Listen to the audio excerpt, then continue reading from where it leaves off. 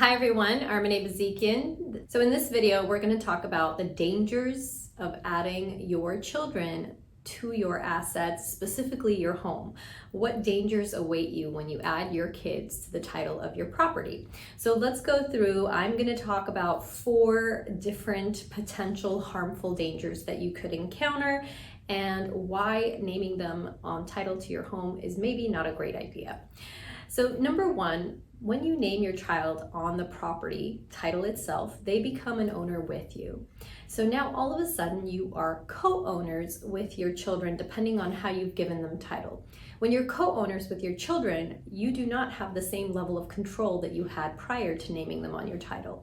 So for example, let's say John and Sally bring in their daughter as a co-owner on their property as joint tenants.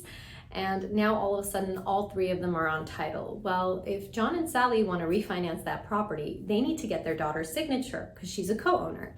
If they want to sell the property, they need to get the daughter's signature because she's a co-owner. Similarly, the daughter, being a co-owner, can petition the court and say, hey, these 2 people that are living in this property aren't paying proper rent to me as a co-owner. So these are some of the dangers that you run into when you put the kids on title to your home. They are literally the owner of the home now with you, alongside of you, similar to how you would have ownership if you went into a purchase of a property with a partner. So you need to be very cautious when naming them on title with you and make sure that you are okay with giving up a certain amount of control to your child and not having the rights that you would have otherwise.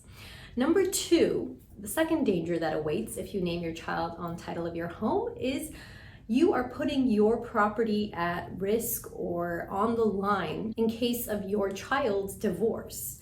So now all of a sudden, if John and Sally have added their daughter onto title, not the husband of the daughter, just the daughter, if the daughter initiates a divorce filing or the husband initiates a divorce filing, even though he's not on title to this property, in a divorce action, everything is frozen. All of the assets of the individuals are frozen and cannot be transferred, or transactions cannot be done without the other person's consent. So now all of a sudden, their daughter's getting a divorce, but mom and dad's property is frozen in the divorce proceeding, and in case mom and dad want to sell quickly for some other reason, or they needed to do a refinance, they won't be able to do any transactions on that property without getting their son-in-law's permission. So you become subject to your child's divorce, which I don't think any of us would want, right? So that second reason, being subject to the other owner's divorce, is a pretty big one in my opinion.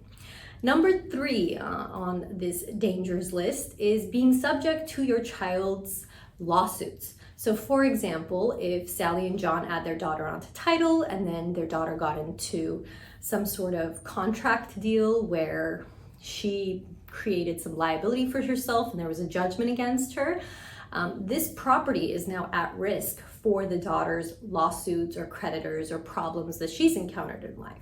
So you need to be very careful, because you don't want to subject your hard-earned livelihood invested asset, especially your primary home, to your children's liabilities that may pop up from time to time as they're navigating their lives. And number 4, the final reason, tax ramifications. It's not a great idea to add your child onto title with you because they actually step into your shoes as an owner. So let's run it through as an example. For capital gains purposes, this is a negative consequence kind of situation. So let's say Sally and John add their daughter onto title. Sally and John bought the property in 1990 for $100,000. When they add Sally onto title, Sally steps into their shoes for capital gains tax purposes. So then a few years later, Sally dies, then John dies, and their daughter's on title. She owns the property. She goes to sell this property because she's not going to be living in it. It's not her home. And lo and behold, she sells it for $1 million. When she sells it for $1 million, she's going to pay a hefty capital gains tax. And what the IRS is going to look at is the purchase price. They're going to go all the way back to when mom and dad bought it for $100,000 and do the calculation based on that. In that scenario, she would have a capital gain of about $900,000. And so negative situation for Sally from Sally's perspective. Had mom and dad put it into a trust and she inherited the property, they would not look at the purchase price in 1990 for $100,000. They would look at date of death. So if at the date of death it was worth $900,000 and she sold it the next year for $1 million, she would only have a gain of $100,000 there to pay taxes on. So you could see why, from a capital gains tax perspective, from the child's perspective, it's actually negative to be placed onto title of the home, and it's a danger for them, as well as the parents, because your kid is losing out on all that hard equity that you acquired all those years. Also, from a property tax standpoint, anytime you bring in a child, if they are not living at the residence right now in California, you are going to subject your property to a reassessment.